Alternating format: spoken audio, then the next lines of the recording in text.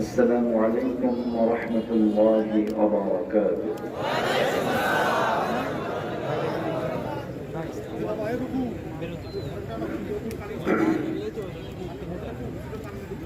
السلام عليكم ورحمة الله وبركاته.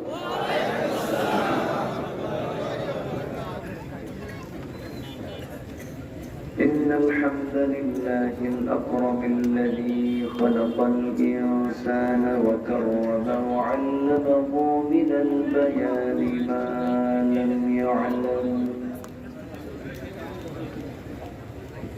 فسبحان الذي لا يحصى امتنانه باللسان ولا بالقلم. نشهد أن لا إله إلا الله وحده لا شريك له، ونشهد أن سيدنا وحبيبنا ومولانا محمدا عبده ورسوله الذي أرسله بالحق بشيرا ونذيرا وداعيا إلى الله بإذنه وسراجا منيرا. فقد قال الله تعالى في كلامه المجيد وفرقانه الحميد: أعوذ بالله من الشيطان الرجيم. بسم الله الرحمن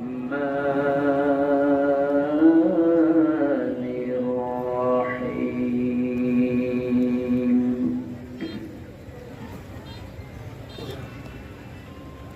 تلك حدود الله ومن يطع الله ورسوله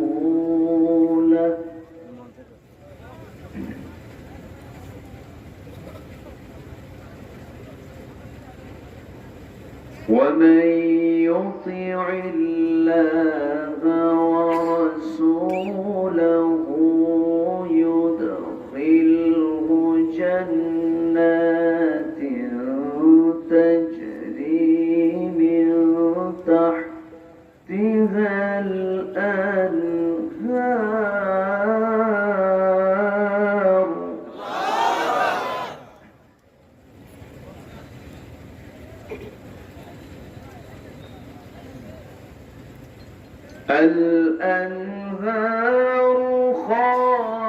خالدين فيها وذلك فوز عظيم.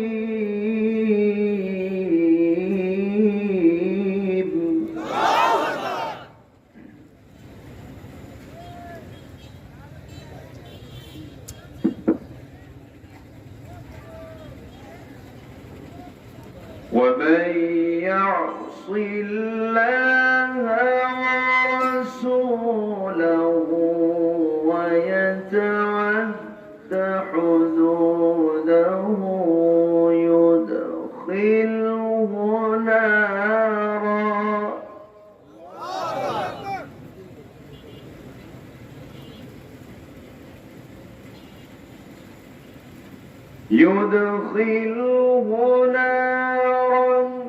خالدا فيها وله عذاب مهين.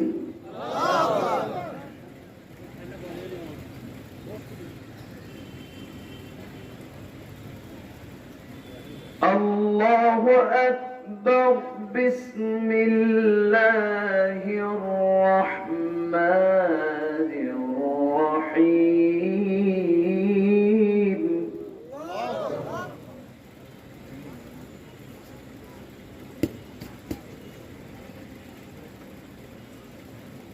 إن الله وملائكته يصلون على النبي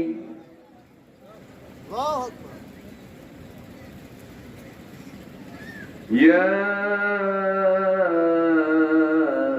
أيها الذين آمنوا صلوا عليه وسلموا تسليما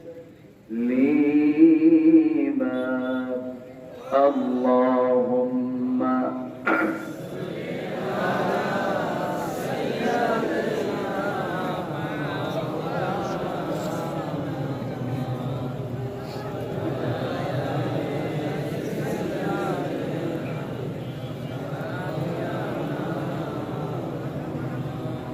আওয়াজ দিয়ে নবীর প্রেমে মাতোয়ারা হয়ে জবান খুলে জোরালো কণ্ঠে নবীর প্রেমে মাতোয়ারা হয়ে সবাই বলুন আল্লাহুম্মা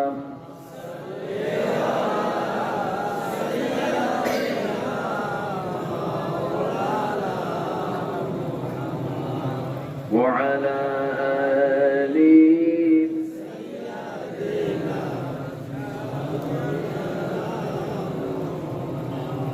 আমি কোরআনের সুর মাঝে শুনেছি যে নাম আজানের সুর মাঝে শুনেছি সে নাম ও নাম শুনেছি আমি আমার হৃদয় হে রাসূল নবীজি তোমায় হে রাসূল নবীজি তোমায় আল্লাহুম্মা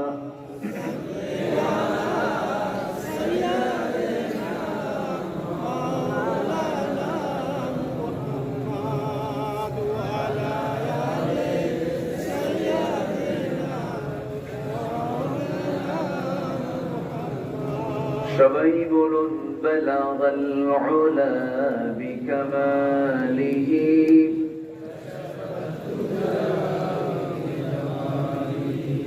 حسنت جميع خصاله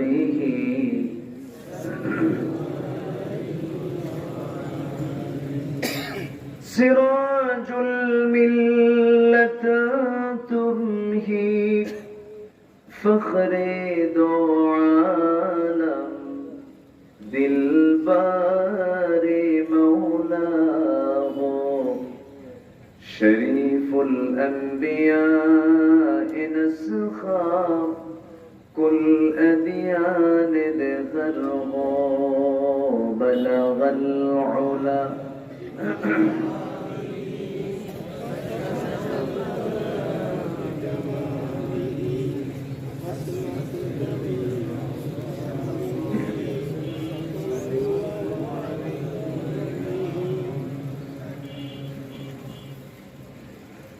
দেশের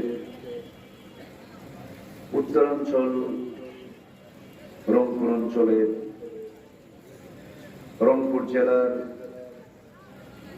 পীরগঞ্জ উপজেলার মোনাইল মিফতাহুল উলুম হাফিজি মাদ্রাসা মাহফিল ইন্তেজামী কমিটি কর্তৃক আয়োজিত হাফেজ ছাত্রদের দস্তরবন্দি উপলক্ষে আয়োজিত 18তম তাফসীরুল কোরআন মাহফিল 2024 মহৎ আয়োজনের সম্মানিত সুযোগ্য সভাপতি সাহেবে সদর জুকুরিয়া ইউনিয়নের সম্মানিত চেয়ারম্যান জনাব আতাউর রহমান মন্ডল, প্রধান অতিথি বরেণ্য অতিথিবৃন্দ,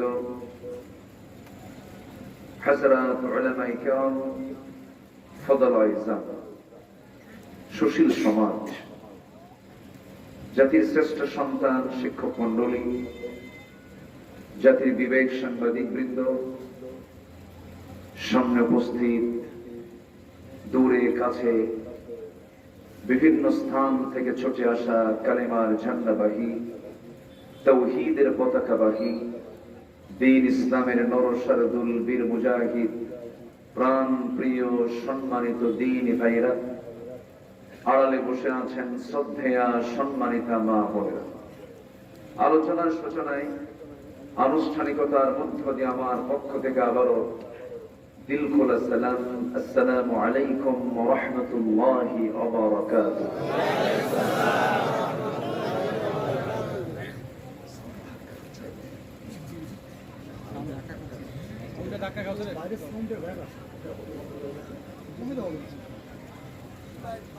সালামের জবাব থেকে আসতে পেলাম, সবার মধ্যে একটু ক্লান্তি ক্লান্তি ভাব, শরীর থেকে ঘাম ঝরলে ক্লান্তি চলে আসে, এটা বাস্তব। তো একটু গা ঝাড়া দিয়ে আওয়াজ দিয়ে সালামের জবাব দেবেন বলে আশা করি। আবারও আসসালামু আলাইকুম ওয়া রাহমাতুল্লাহ। সবাই কেমন আছেন? আলহামদুলিল্লাহ, আল্লাহ তাআলা আমাকে আপনার কাতারেই রেখেছেন। সম্মানিত ভাইয়েরা, 2024 সালের সেপ্টেম্বর মাস চলছে। এই মাসের হাওয়া, ধরুন জুলাই মাসের প্রথম দিকের হাওয়া কি একরকম ছিল? এই যে একটা চেঞ্জ, একটা পরিবর্তন, এটার পেছনে একমাত্র ক্ষমতা কার?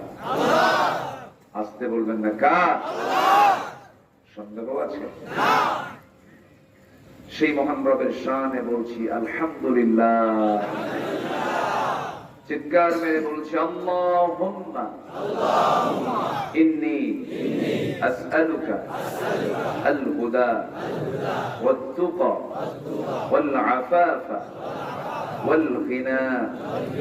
সবাই বলি আল্লাহুম্মা লাকা আসলামতু ওয়া বিকা আমানতু ওয়া আলাইকা তাওয়াক্কালতু ওয়া ইলাইকা আনাবতু ওয়া বিকা খাসামতু। আমরা আল্লাহ তাআলার শুকর আদায় করে দিলাম। সম্মানিত হাজিরিন, আমি বসেছি এখানে অনেক আগে, প্রায় আধা ঘন্টা 40 মিনিট এখানে মঞ্চে বসা ছিলাম। কিছু ডিসপ্লে হলো, কিছু প্রদর্শনী হলো, ছোট্ট ছোট্ট বাচ্চারা তারা চিকিৎসা দিল, তাই না?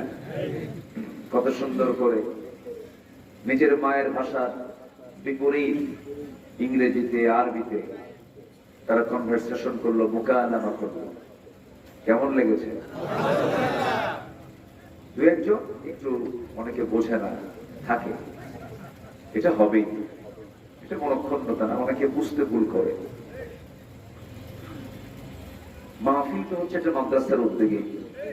মাদ্রাসার পারফরমেন্স কেমন, মাদ্রাসার শিক্ষা ব্যবস্থা, তাদের শিক্ষার সিস্টেমটা কেমন, এটা জানারও দরকার আছে না নাই? আছে। আমরা প্রথমেই দোয়া করি, আল্লাহ তুমি এই মাদ্রাসাকে মিফতাহুল উলুম, মাদ্রাসাকে তুমি আল্লাহ কবুল আর মঞ্জুর করে নাও। জোরে বলি আল্লাহুম্মা আমিন। সম্মানিত ভাইরা, আমরা পরপর আধা ডজন অর্থাৎ 6 জন আল্লাহর ছোট্ট বান্দা, তাদের মাথায় দস্তার বন্দি দিলাম, অর্থাৎ তাদের সিনার মধ্যে এখন কয় পারা কোরআন। হিংসা হয় না?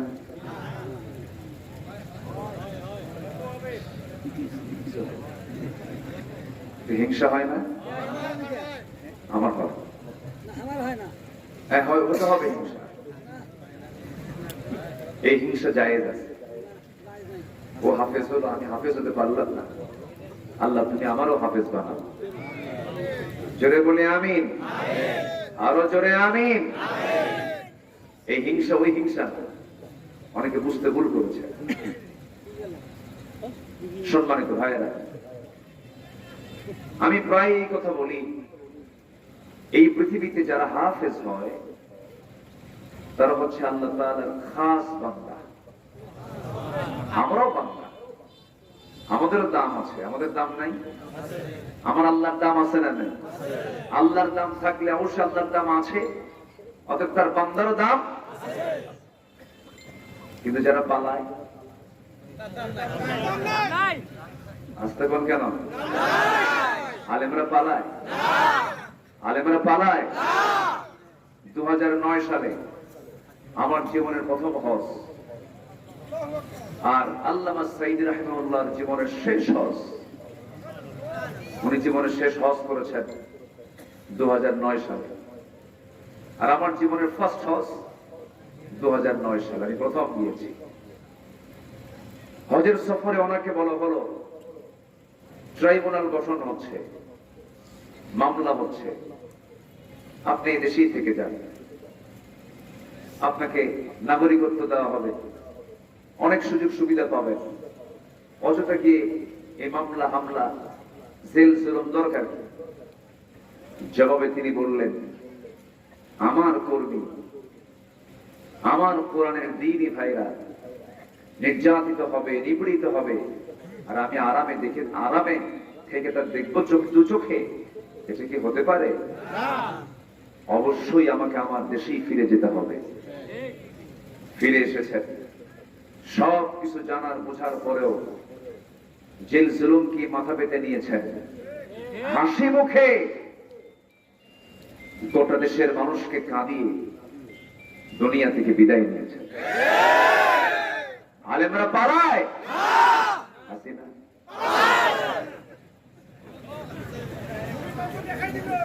পালাইছে। চিন্তা করেন, নেতাগুলো এখন কোথায়? গরিবগুলো কোথায়? কষ্ট পাচ্ছেন নাকি আপনারা?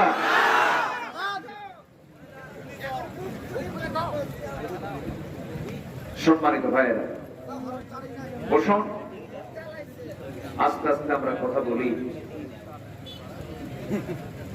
আমাদের কোনো ক্ষোভ নেই, আমাদের কোনো রাগ নেই, কিন্তু রাগ তার বিরুদ্ধে যে আল্লাহর বিরুদ্ধে কথা বলে। আমাদের ক্ষোভ তাদের বিরুদ্ধে যারা নবীর বিরুদ্ধে কথা বলে। আমাদের কোন দুঃখ নেই যখন অসহায় দুর্বল মানুষদের উপরে যখন হামলা করা হয়, এটা আমাদের বড় দুঃখ। সম্মানিত ভাইয়েরা, আস্তে আস্তে আমি আলোচনার দিকে যাচ্ছি। আমি এত রাতে কথা বলতে আমি একটু ভয় পাই। কেন জানেন? না, ওই ভয় না, ফজর নামাজ কাজা হওয়ার ভয়। ভয় কিসের? ভয় কখনোই করিবে আল্লাহকে ছাড়া কাউকে ভয় করাই তো জায়েজ না। ভয় করতেই হবে একজনকে, শুধু তিনি কে? আল্লাহ। তাছাড়া কাউকে ভয় করা জায়েজ না। কত রাজা, কত মহারাজা বিদায় নিয়েছে। ফেরাউন কি কম সম ছিল? 1600 বছর হায়াত পেয়েছিল। কত বছর? আর কেবল গেছে 16 বছর। ফেরাউন পাইছে কত বছর? আর এখানে গেছে কয় বছর? কিছু টাইমই তো নয়। তাই আমরা ধৈর্য হারা হয়ে যায়। হাই রে, কি হলো? না, নূহ আলাইহিস সালাতু ওয়াস সালাম কি মেরে মেরে রক্তাক্ত করে জমিনে ফেলে দিয়ে গেছে তার কওমের লোকেরা। ইন্নী দাউতু কওমি লাইলান ওয়া নাহারা। নূহ আলাইহিস সালাতু ওয়াস সালাম বলেন, আমি আমার উম্মতকে আমি দিনে রাতে 24 ঘন্টায় কালেমার দাওয়াত দিয়েছি। 900 বছর কালেমার দাওয়াত দিয়ে ইসলাম কবুল করেছে মাত্র 80 থেকে 90 জন। এটাই বাস্তবতা। মনক্ষুণ্ণতার কোনো কারণ নেই, হতাশার কোনো কারণ নেই। তবে পীরগঞ্জে সে আমি এই বছরে পীরগঞ্জ আজকেই প্রথম আমি এসেছি জাফর পড়ায় বুয়া গাছ থেকে 12 বছর আগে। এই জনপদ আমার চেনা আছে। আজকে আবু সাইদ, শহীদ আবু সাইদের মা বাবার সঙ্গে দেখা হলো। সে জায়গায় গিয়ে আমি তার বন্ধু বান্ধবদের প্রশ্ন করলাম, আবু সাইদ কি আমার ওয়াজ শুনেছে নাকি? হ্যাঁ, আপনার ওয়াজও সে শুনেছে। 5 ওয়াক্ত নামাজি ছিল। দিলের মধ্যে আল্লাহর ভয় না থাকলে পরে কেউ গুলির সামনে বুক উঁচু করে দেয় না। দিলের মধ্যে ভয় থাকতে হবে। কার ভয়? যে দিলের মধ্যে আল্লাহর ভয়টা প্রাধান্য পায়, পৃথিবীর কোন ভয় তাকে ভীত সন্ত্রস্ত করতে পারে না। সম্মানিত ভাইয়েরা, পীরগঞ্জবাসী ধন্য। পীরগঞ্জে রক্তের বদলায় দেশ বদলে গেছে। পীর তো বুড়া হয়, পীর মানে হলো বুড়া মানুষ, কিন্তু পীরগঞ্জ আর পীরগঞ্জ নেই, পীরগঞ্জ হয়ে গেছে পীরগঞ্জ। আল্লাহু আকবার। পীর মানে বুড়া আর বীর মানে কি? শক্তিশালী, পাওয়ার। রাগ করছেন নাকি আমার কথা? মঞ্চে আসবো 2023, 22, 21। মঞ্চ ওঠার আগেই চিঠি চলে আসে, হুজুর খবরদার রাজনৈতিক কোনো বক্তব্য দিবেন না। আপনি প্লেন অস করবেন, আকাশে আর খবর দুনিয়া আমরা দেখে দেব, মানে দুনিয়া আমরা দেখবে। আর আমাদের জন্য রাখছে কোথায়? আর কোথায়? এই হচ্ছে অবস্থা। অনেক কিছু করেছে তারা।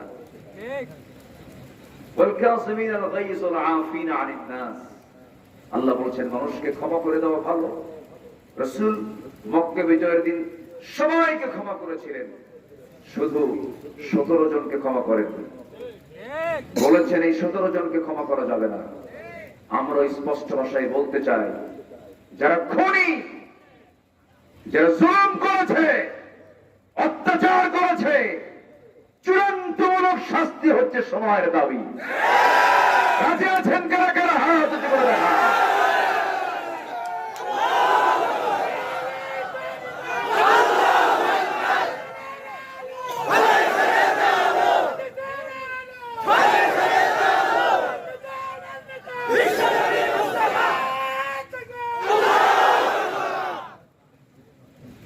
গুলি করার অর্ডার দিয়েছেন আপনি।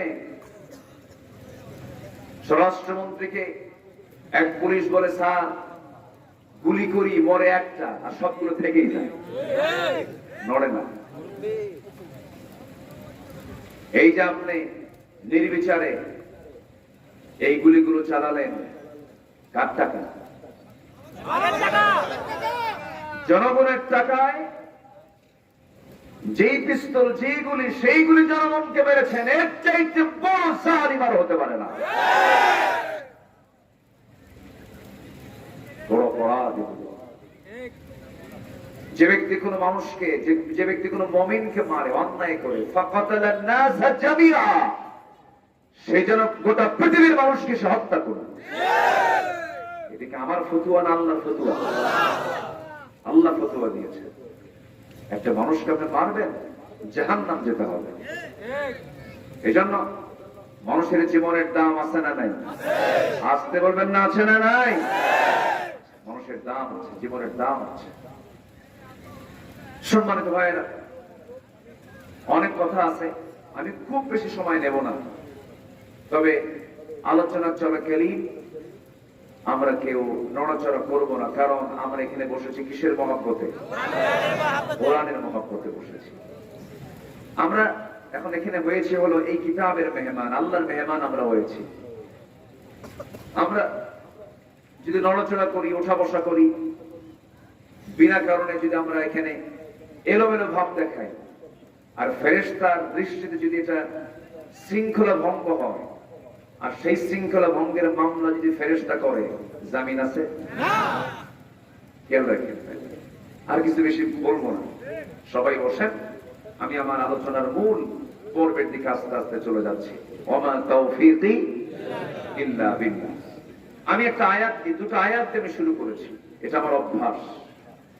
আয়াত আছে যেখানে বরকত আছে, আয়াত নাই সেখানে বরকত নাই। বিসমিল্লাহির রহমানির রহিম সংবিধানে ছিল, এটাও সহ্য হয় নাই, উঠায় দিয়েছিল। সলিমুল্লাহ মুসলিম হল, মুসলিম বাদ দিয়েছিল। কবি নজরুল ইসলাম কলেজ, ইসলাম বাদ। ইসলাম আর মুসলিম আর বিসমিল্লাহ অসহ্য ছিল ওদের কাছে। বড় কষ্টের বিষয় এগুলো। 560টা মডেল মসজিদ বানানো হয়েছে বারবার, মানে নেতা মঞ্চে উঠেই শুধু এই 560 মডেল মসজিদ, 560 মডেল মসজিদ। কিন্তু এই সমস্ত টাকা দিয়েছে ওরা 8,000 কোটি টাকা, সৌদি গভর্নমেন্টের অনুদান এসেছে। এটা বলেনি, এটা কয়নি। আমরা এমন সংসার পাইছি, এমন সংসার দিয়ে গেছে যে সংসারের ঋণ হলো 18 লক্ষ কোটি টাকা, আর সেই সংসার থেকে চুরি করে নিয়ে গেছে 11 লক্ষ কোটি টাকা। এটা চুরি না ডাকাতি? পুকুর চোর না, পুকুর চোর না সাগর চোর? বড় আফসোস লাগে। সাইয়েদনা ওমর ফারুক রাদিয়াল্লাহু তাআলা আনহু কি শাসক ছিলেন! আল্লাহু আকবার। তারা শাসন করেছেন কি দিয়া? আসতে বলবেন না, কি দিয়া? তাহলে আসুন না আমরা ওমরের জীবন থেকে কিছু নেই, সাইয়েদনা আবু বকরের জীবন থেকে কিছু নেই, কিছু মিলায় নেই, মিলায় নেই দেখি। এমন আবু বকর যদি আজকে আমার দেশের ক্ষমতায় যায়, ওমর যদি সেই ক্ষমতায় যদি যায়, অবশ্যই সমাজটা হয়ে যাবে জান্নাতের টুকরা। আমরা কি এমন দৃশ্য দেখতে চাই না? বাইতুল মুকাররমের ইমাম যেমন আমারে লাগবে কেন? বাইতুল মুকাররমের ইমাম হবে হলো বঙ্গভবনের বাসিন্দা। বঙ্গভবন চালাবে যে, বাইতুল মুকাররম চালাবে সে। আমি কি ভুল বলছি? আমার নবীজি রাষ্ট্র চালিয়েছেন, আবার মদিনার ইমামতি করেছেন। রাষ্ট্রপতি এবং ইমাম দুইজন হবে না একজন হবে? আমার দেশে কয়জন? দুইজন। এই যে ফেসলা। কষ্ট হচ্ছে আপনাদের? সূরা নিসা থেকে আমি দুটো আয়াত তেলাওয়াত করেছি। নিসা মানে হলো মহিলা। বসে আছে কারা? তারা তো কামসারা। ও মহিলাও আছে, পুরুষ আছে যেখানে মহিলা আছে, নারী আছে যেখানে পুরুষ আছে। উপায় নাই, বউ ছাড়া উপায় আছে? বউরে ভয় লাগে না? কিচ্ছু করে না, ভয় লাগে না? দেখছেন কি জোরে ওঠে, বেশি ভয় করে। বউকে ভয় করে না যে স্বামী, ওর তো সংসারই হবে না। সংসার হতে হলে বউ স্বামীকে ভয় করবে, স্বামীও বউকে ভয় করবে। বউ যদি একবার পাকা হয়, সারা রাত ঘুম হয় না।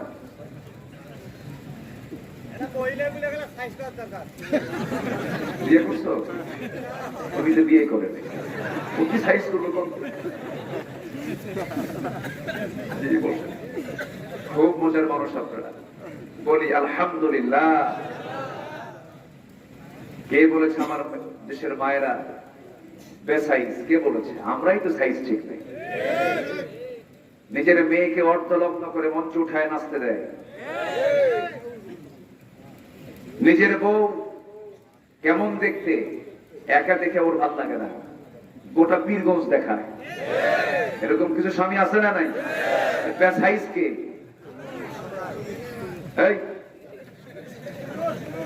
আমরা পুরুষ পুরুষ সব দেখি। R15 এই আছে না কি হুন্ডা কি R15 এর প্যাসেঞ্জার সিট হলো নিচু না উঁচু? উঁচু। যে প্যাসেঞ্জার পিছনে এটা নিচু না উঁচু? আর যে ড্রাইভার নিচু। দেখাই যায় এত নিচে যে আছে, যে নিচে একদম দেখা যায়। নিচতলায় স্বামী আর দোতলায় হলো বউ, একদম উপরে রাখছে, রেখে গোটা পীরগঞ্জ দরগা হাত থেকে শুরু। গোটা বীরগঞ্জ ঘুরে ফিরে বেড়ায় আর বলে, দেখো তোমার বউটা দেখতে কেমন।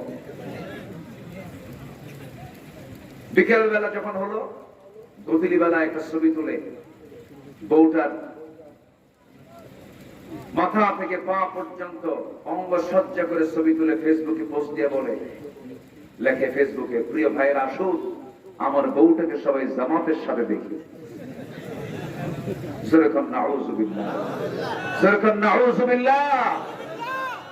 তাহলে এই দোষ কি পুরুষের আছে না নাই? আছে কিনা বলেন?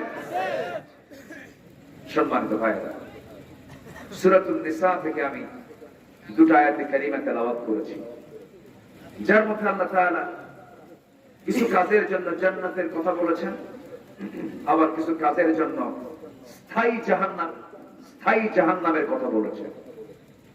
দিন শেষে আমাদের ঠিকানা হবে যে কোনো একটা, জান্নাত অথবা জাহান্নাম, জাহান্নাম অথবা জান্নাত। আমরা কোথায় যেতে চাই? আজকে কোথায় যেতে চাই? জাহান্নামে যাবার লোক দুনিয়াতে আছে না নাই? বীরগঞ্জে নাই তো? বীরগঞ্জে আছে? এরকম কি মনে হয় এরকম আছে? পীর তো সবাই পীরই হবে। আমার বন্ধুগণ, একটু কান লাগাবেন। জাহান্নাম আমার টার্গেট করা যাবে না, জান্নাত আমার টার্গেট করতে হবে। আল্লাহ রাব্বুল আলামিন এই জন্য সুন্দর করে বলছেন, তিলকা হুদুদুল্লাহি ওয়া মান ইউতি'ইল্লাহা ওয়া রাসূলাহু ইউদখিলহু জান্নাতিন তাজরি মিন তাহতিহাল আনহার, جنات تجري من تحتها الأنهار خالدين فيها وذلك الفوز العظيم। جل الله أكبر।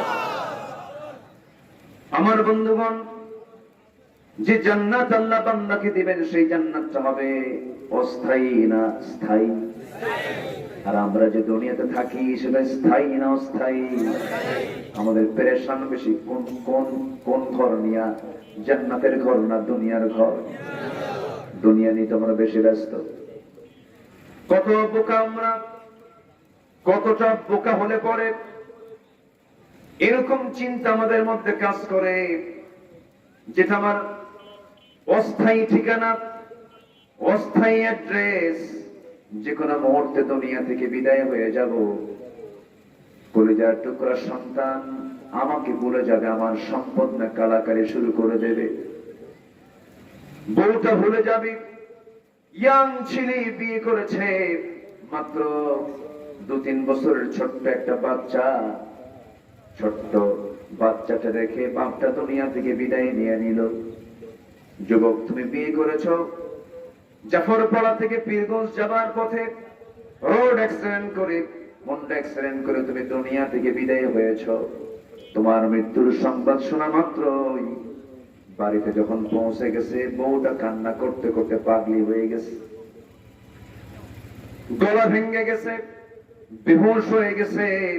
এই কান্না 2 দিন, 3 দিন, 4 দিন, 5 দিন, 7 দিন পর্যন্ত থাকবে। কান্না থেমে যাবে, খাওয়া শুরু হয়ে যাবে, ঘুমটা স্বাভাবিক হয়ে যাবে, 1 মাসে আরো স্বাভাবিক হয়ে যাবে।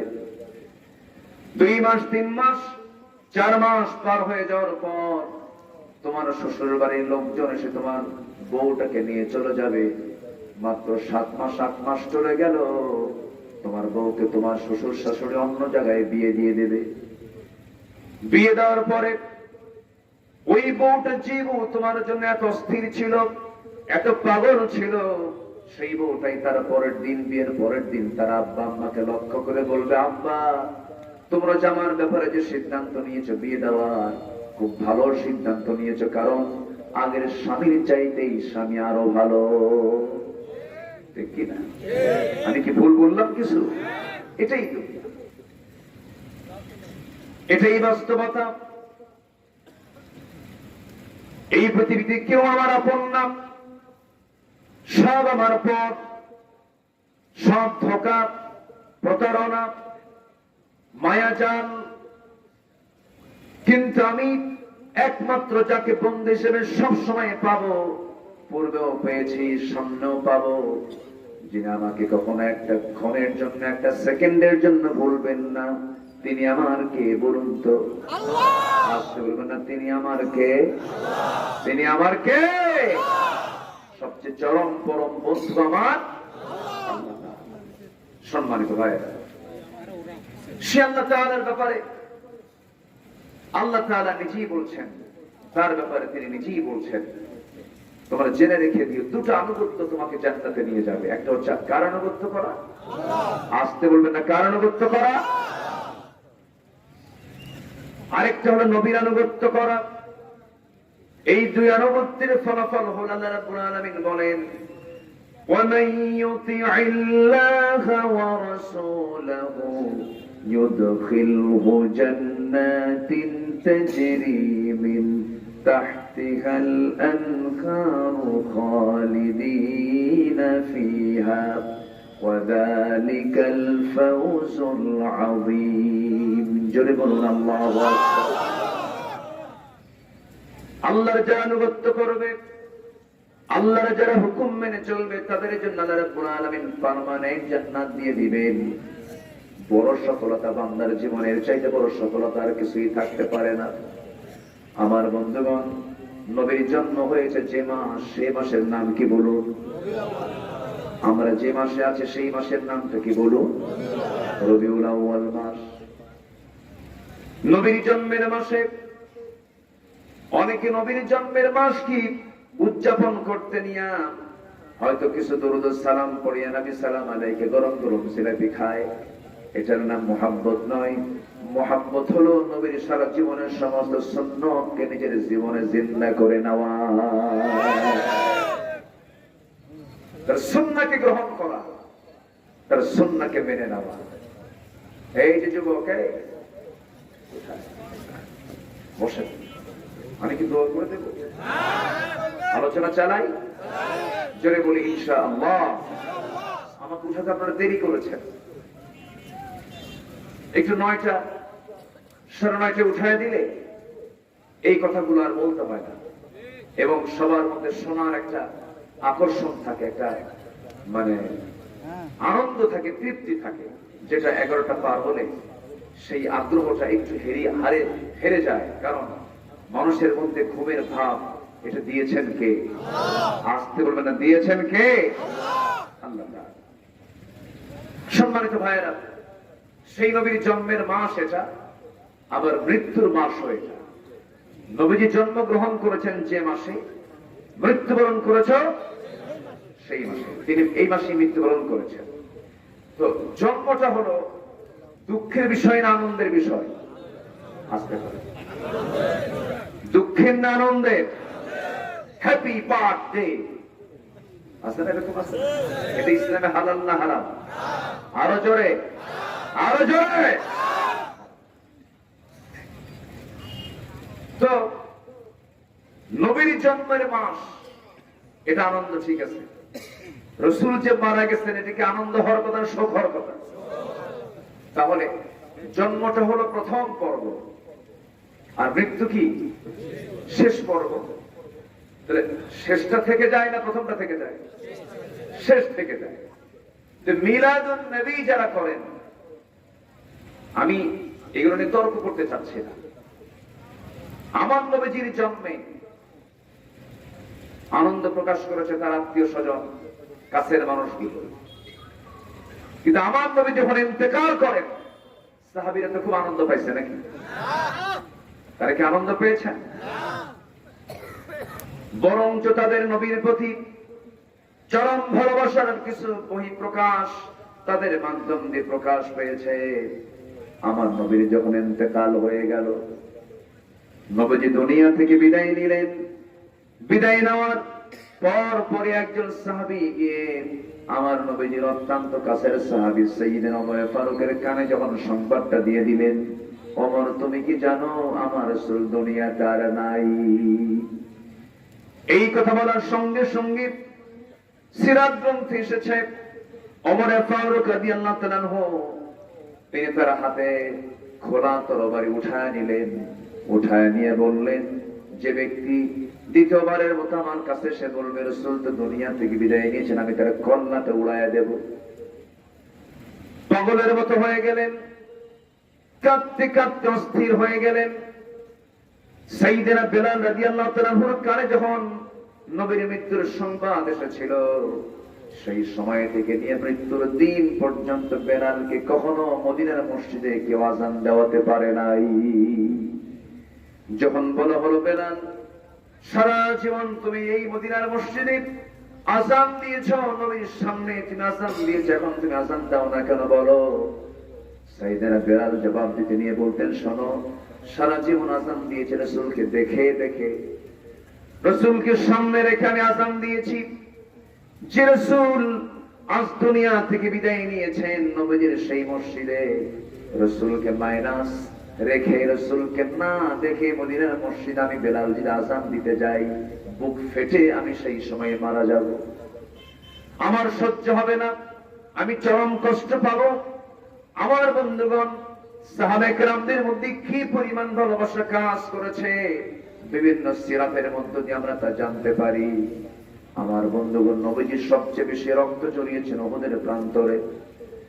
উহুদের প্রান্তরে যখন রক্তাক্ত রাসূলকে নিয়ে যখন উঁচু পাহাড়ের চূড়ায় যখন তাকে শুয়ে রাখা হলো, নবীজির কপালের মধ্যে লোহা ঢুকে আছে, হেলমেটের লোহার ফলা ঢুকে আছে, চিকন ফলা ঢুকে আছে হাড়ের মধ্যে, কপালের হাড়ের মধ্যে শিরস্ত্রাণের চিকন ফলা ঢুকে আছে গালের মধ্যে।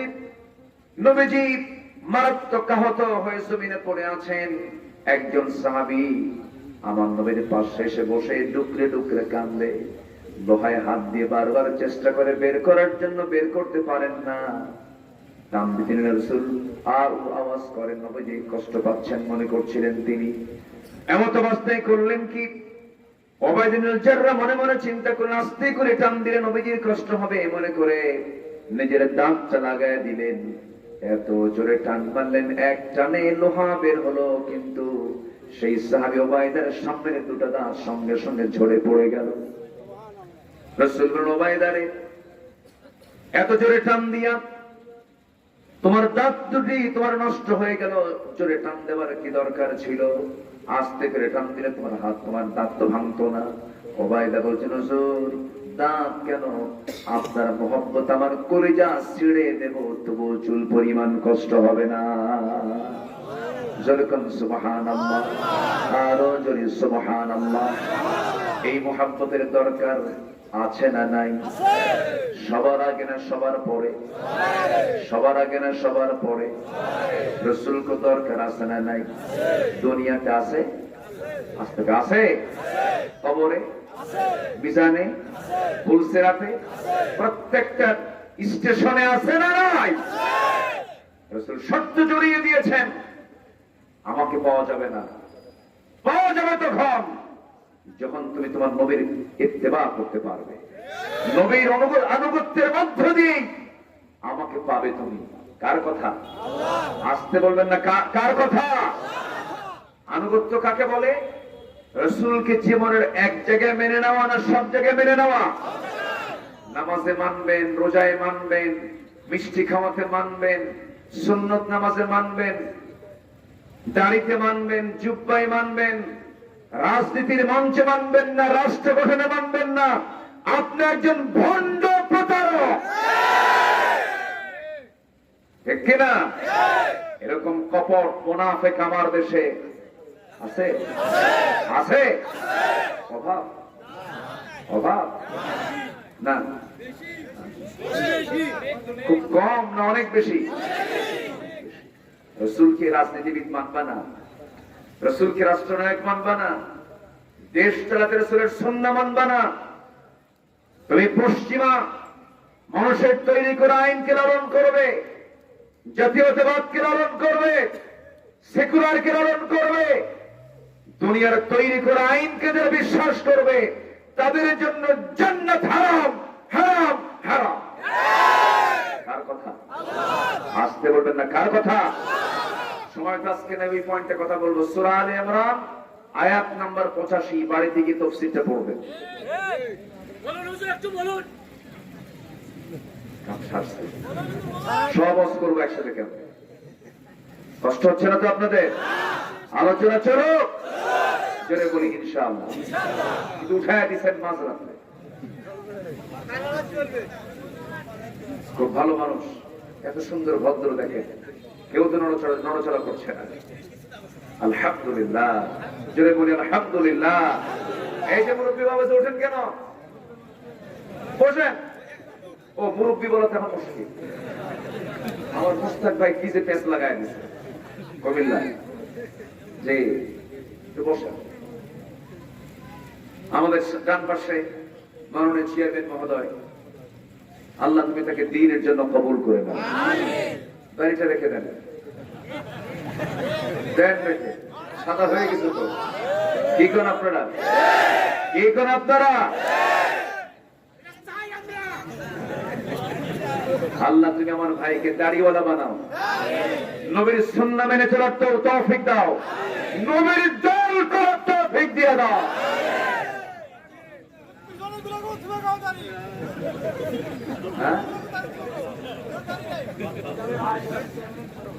ও আচ্ছা, এত টাকার দরকার নেই।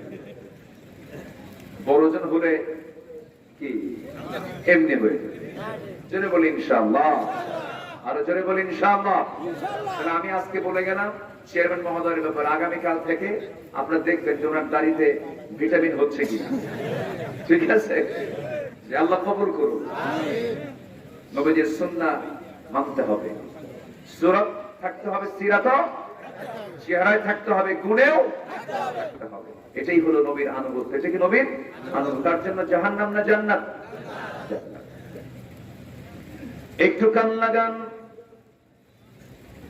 আমরা যে আল্লাহর ইবাদত করি, সে ইবাদত গুলো কবুল হচ্ছে কি কবুল হচ্ছে না, কবুল হওয়ার ক্ষেত্রে কিছু অন্তরায় আছে। নামাজ পড়ি, এত দোয়া করি, দোয়া গুলো যায় কোথায়? দোয়া কবুল হওয়ার পিছনে, দোয়া কবুল না হওয়ার পিছনে কিছু অন্তরায় আছে না নাই বলেন? আছে। ইবাদত কবুলের 10টা অন্তরায় আছে। আমি যতটুকু গবেষণা করেছি, এই 10টা অন্তরায়কে যে বান্দা নিজের জীবন থেকে মাইনাস করবে, সে যে দোয়া করবে সঙ্গে সঙ্গে সেই দোয়া কবুল হয়ে যাবে। 10টা জিনিস তার মধ্যে থাকা যাবে, 10টা বদআমল তার মধ্যে থাকা যাবে। ওয়াজ কি শেষ হচ্ছে না শুরু হচ্ছে? কেন? আমি তো রেফারেন্স ছাড়া, আমি 25টা বছর ধরে আমি যত জায়গায় কথা বলেছি, রেফারেন্স ছাড়া, হাদিস আয়াত এছাড়া আমি কথা বলতেই জানি না। কারণ বলতে গেলে আমি ধরা খেয়ে যাবো কার কাছে? আমার দেশে এমন ওয়াইজও আছে, আয়াতও লাগে না, হাদিসও লাগে না। আছে না নাই?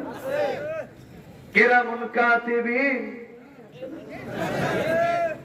আর কি যেন রোজ হাসরের দিন কি যে প্যাস হয়, দেখছেন সব পারে। তুমি খাজা বাবা, তুমি মুরিদ হয়ে জান্নাত পাবা। চিন্তা করেন, এই ভণ্ডামি গুলো আমার দেশে আছে না নাই? বলে আছে না নাই? আমি তো মুখ দরবারের মুরিদ, আমি আমার পীরের ঠ্যাং ধরে জান্নাত পার হয়ে জাহান্নামে যাবো। যা তুই জাহান্নামে, এত সস্তা জান্নাত নয়। আমার ইবাদত গুলো কবুলে, আমি যে ইবাদত গুলো করছি সেই কবরের অন্তরায় হলো 10টা। 10টা হলো বাধা। 1 নম্বর হলো, যার মধ্যে মুনাফিকি থাকবে তার ইবাদত কবুল হবে। আমাদের সাথে মুনাফিকি নাই। মুনাফিকি আছে? আমার বন্ধুগণ, মুনাফিকি বিষয়টা আমাদের কাছে অনেকের কাছে অস্পষ্ট, অনেকে বোঝেন না। মুনাফিক কাকে বলে, নিফাকতা কাকে বলে, অল্প সময়ের ভিতরে আমি এই 10টা পয়েন্ট আমি একটু করে বলবো। মুনাফিক কাকে বলে, মুনাফিকের পরিচয়টা কি? যখন আমরা কোথাও ধোঁয়া দেখি, ধোঁয়া যখন উঠতে দেখি, ধোঁয়াটা প্রমাণ করে ধোঁয়ার নিচে আছে কি? আসতে বলবে না, আছে কি? বলেন। আমার বন্ধুগণ, যদি কোনো ঘরের মধ্যে ঢুকে যদি দেখি এখানে গোবর, এখানে গোবর, এখানে গোবর, গোটা ঘর গোবর দিয়ে সব জায়গায় লেগে আছে, তখন আমরা ভাববো এটাকে মানুষের ঘর না গরুর ঘর? গরুর ঘর। মুনাফিক চেনার জন্য কিছু সিমটম রাসূল শিখিয়ে দিয়েছেন। রাসূল বলেছেন মুনাফিকের কিছু আলামত আছে। আয়াতুল মুনাফিকি সালাস, মুনাফিকের আলামত হলো তিনটা, কোন কোন হাদিসে আসছে চারটা। এর মধ্যে এক নম্বর আলামত হলো যখন সেই কথা বলে তাজা মিথ্যা কথা বলে। আমার দেশে তো মিথ্যাবাদী নাই, এই জায়গায়ও নাই, এখানেও আছে। তাহলে মুনাফিক এক সাহাবী কাঁদতেছেন, সেই সাহাবীর নাম হলো হানজালা রাদিয়াল্লাহু তাআলা। আহা, কি দামি সাহাবী, কাঁদতেছেন, হাওমাও করে কাঁদতেছেন। কান্নাকাটি করতে করতে বাড়ি থেকে বের হলেন, চিৎকার করে করে কান্না করে করে যাচ্ছিলেন। মাঝপথে সাইয়েদনা আবু বকর দেখে ফেলে বলছেন, হানজালা কান্দো কেন, কি হয়েছে? নাফাকা হানজালা, নাফাকা হানজালা, হানজালা মুনাফিক হয়ে গেছে, হানজালা মুনাফিক হয়ে গেছে, আমি মুনাফিক হয়ে গেছি। কেন কেন, কি হয়েছে? তুমি এরকম করে কেন নিজেকে মুনাফিক বলছো? কি হয়েছে তোমার? সে হানজালা বলতেছেন, আমি এই জন্য আমি নিজেকে মুনাফিক মনে করছি, নবীর সামনে বসলে দুনিয়ার কথা মনে থাকে না, নবীর সামনে থেকে একটু আড়াল হলে পরে দুনিয়ার কথা মনে হয়, বউ বাচ্চার কথা মনে হয়, সংসার জীবনের কথা মনে হয়, দুনিয়াবি বহু চিন্তা খেয়াল চলে আসে। এই জন্য আমি মনে করছি আমি হানজালা মুনাফিক হয়ে গেছি। সাইয়েদনা আবু বকর বলেন, আমারও এরকম মনে হয়, আমি তো মুনাফিক হয়ে গেছি মনে হয়। এই দুইজন মিলে নবীর কাছে গিয়ে বলছেন, ইয়া রাসূলুল্লাহ, আমরা মনে হয় মুনাফিক হয়ে গেছি, নাফাকা হানজালা। রাসূল বলছেন, কেন হানজালা, তোমার কি হয়েছে? এরকম করে তুমি নিজেকে কেন মুনাফিক বলছো? আমার রাসূল উত্তর শুনে বলছেন, হানজালা, বিয়েটা আমার সুন্নাহ, সংসার পরিচালনা করা আমার সুন্নাহ, স্ত্রীর মুখে খাবার তুলে দেওয়া আমার সুন্নাহ। হানজালা, চিন্তা করো না, টেনশন করো না, ওমর ফারুকের মতো মানুষ জান্নাতের সংবাদ পেয়েছেন দুনিয়াতে বসেই। সে ওমর ফারুক মাঝে মাঝে এক সাহাবীর কাছে প্রায় প্রায় যেতেন। সেই সাহাবী, যে সাহাবীর কাছে সামান্য যে মুনাফিকের তালিকা রেখে দিয়েছিলেন, কিসের তালিকা বলেন? মুনাফিকদের তালিকা রেখেছিলেন। তার কাছে গিয়ে ধর্ণা দিয়ে দিয়া চোখের পানি ফেলে ফেলে মাঝে মাঝে বলতেন, ভাই দেখো তো মুনাফিকের তালিকার মধ্যে আমি ওমর, আমার নামটা আছে নাকি? কি পেরেশান তাদের মধ্যে ছিল। জান্নাতের সম্ভাব্য সাহাবী সন্দেহ করেন, আমি ওমর, আমি মুনাফিক হয়েছি কিনা জানি না। তাহলে আমাদের অবশ্যই সতর্ক থাকার দরকার আছে না নাই? আসতে বলবেন না, আছে না নাই? ইবাদত কবুলের অন্তরায় কয়টা মত? বলুন কয়টা? এর মধ্যে এক নম্বর অন্তরায় হলো কি করা? মুনাফিকি করা, মানে মিথ্যা বলা যাবে না, ওয়াদা খেলাফ করা যাবে না, আমানতের খেয়ানত করা যাবে না। যারা ক্ষমতা পেয়ে ক্ষমতার মিস ইউজ করে, যারা ক্ষমতা পেয়ে নিরাপরাধ লোকদেরকে হামলা মামলা দেয়, তারা হচ্ছে সবচেয়ে বড় মুনাফিক। যারা ছিল ক্ষমতায় তারা কি? আর তারা কি? গোটা দেশকে বানিয়েছিল জেলখানা, আর যার কয়েদি ছিল 18 কোটি মানুষ ছিল তার কয়েদি। আমি নিজে মামলার আসামি ছিলাম, জেলও খাটছি, চুরি করে না, কোরআনের কথা বলতে গিয়ে আমাকে লক্ষ্য করে গুলি করা হয়েছে পাবনাতে, আপনাদের এই উত্তরবঙ্গ পাবনা। আমি মঞ্চে বসেছি, সিরাতের মাসে সিরাতুন নবীর মাহফিল, আমি নবীজির সিরাত নিয়ে কথা বলছিলাম। শুধু মাঝখানে বলেছিলাম যে বেনামাজি নেতৃত্ব মানব না, আদর্শহীন নেতৃত্ব মানব না, চোর ডাকাতদের নেতৃত্ব মানব না, রাসূলের নেতৃত্ব মানা হচ্ছে ইমানের সবচেয়ে বড় দাবি। এই কথাকে অপরাধ মনে করে আমাকে লক্ষ্য করে গুলি করা হয়েছে, মঞ্চ আগুন ধরিয়ে দিয়েছে। মাহফিল স্টেজ থেকে মাহফিলের সভাপতিকে গ্রেফতার করে জেলখানায় ঢোকানো হয়েছে। 3 দিন পরে এক মামলায় আমাকে সেই মামলার 1 নম্বর আসামি করা হয়েছে। সম্মানিত ভাইরা, শুধু এরকম একটা নয়, হাজারো ঘটনা, অসংখ্য ন্যাক্কারজনক ইতিহাস এই দেশে আছে না নাই? আসতে বলবেন না, আছে না নাই?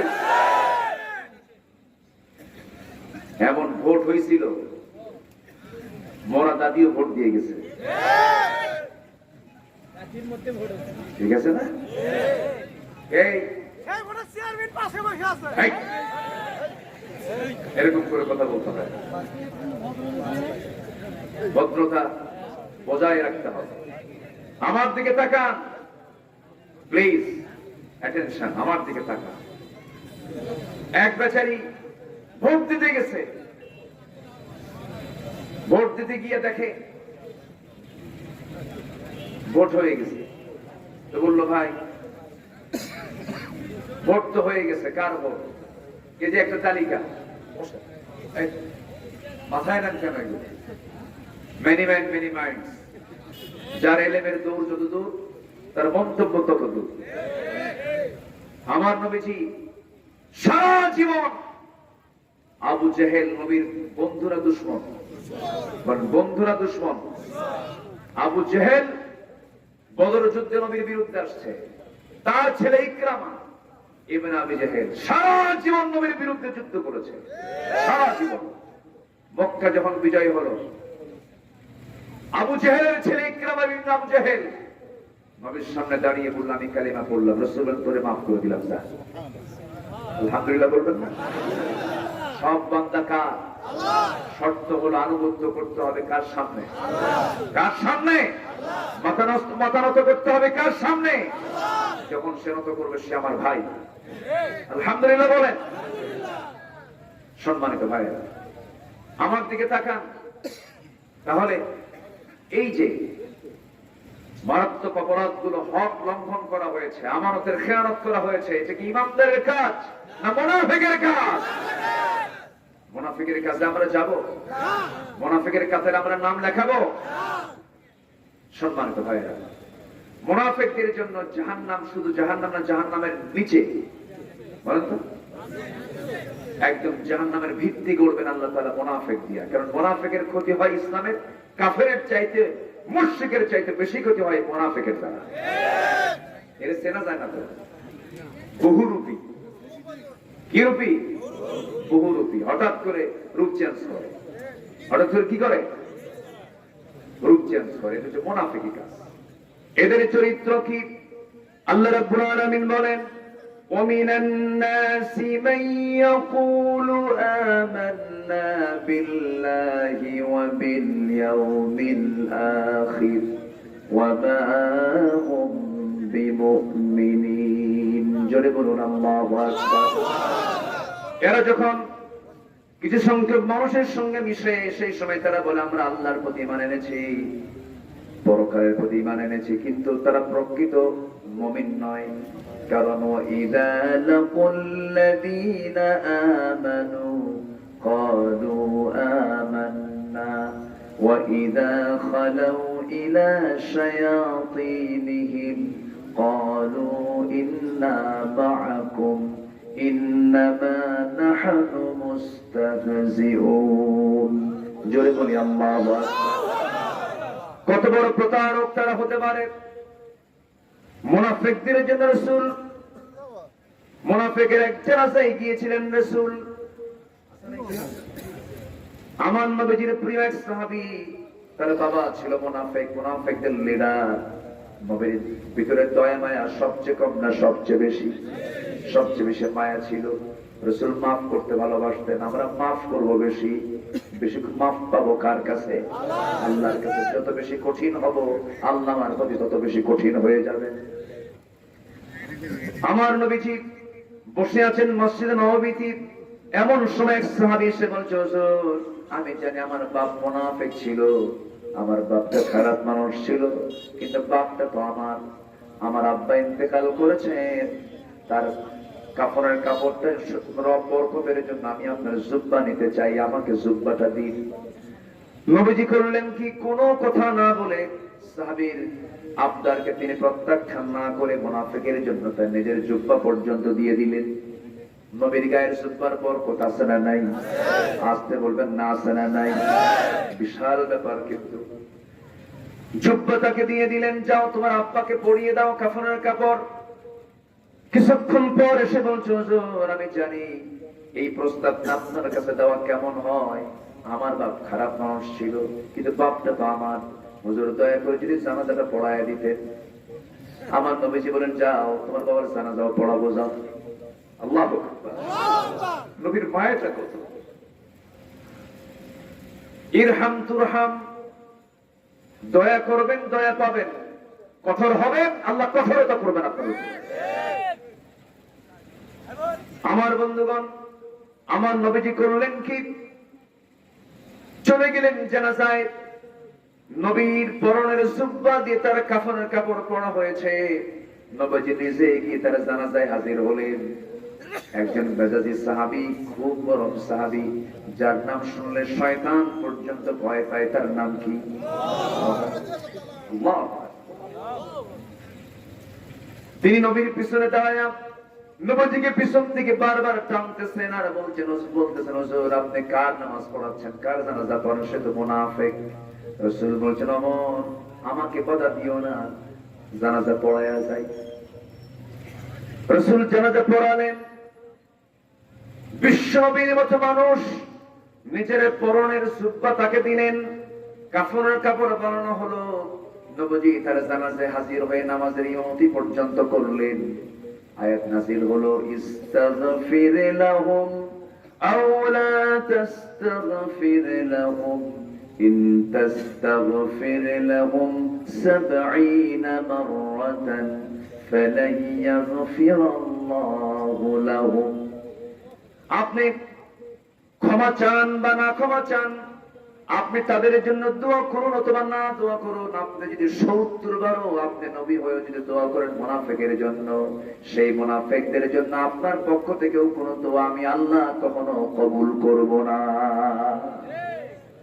মুনাফিকের জন্য রাসূল দোয়া করেও কাজ হয় না, জুব্বা দিয়েও কাজ হয় না।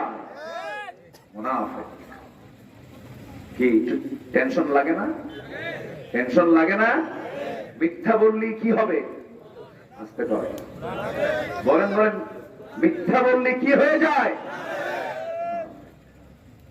মারাত্মক ব্যাপার। আসামি কিন্তু কেউ কম না।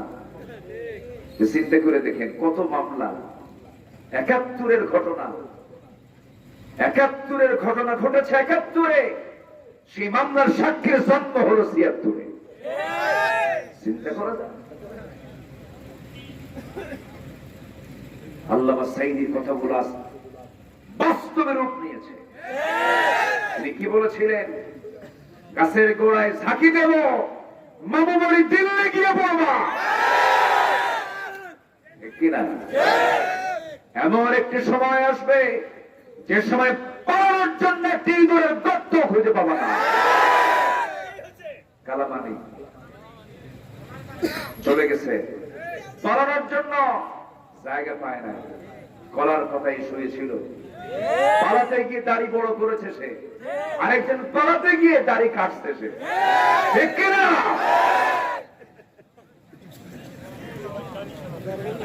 লজ্জায় মাথা নিচু হয়ে যায়। একটা দেশের শীর্ষস্থানীয় ধনী, টপ লিস্টেড ধনী, মাথায় চুলটা সাদা, মুখটা দাড়িটা কত সুন্দর ছিল, চাপ দাড়ি, সাদা, এত সাদা দাড়ি আমার চোখে পড়ে না, সহজে সাদা ধবধবা মনে হয় আকাশ থেকে ফেরেশতা নাযিল হয়েছে।